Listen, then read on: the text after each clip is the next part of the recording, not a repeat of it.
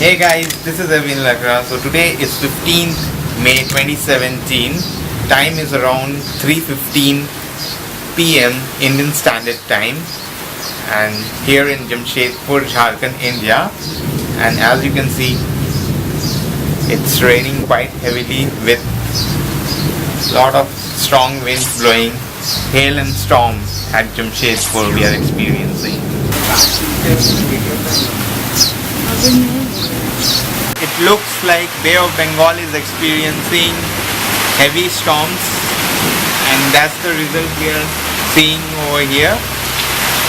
The wind was blowing quite hard, and all the trees were shivering like it's gonna fall.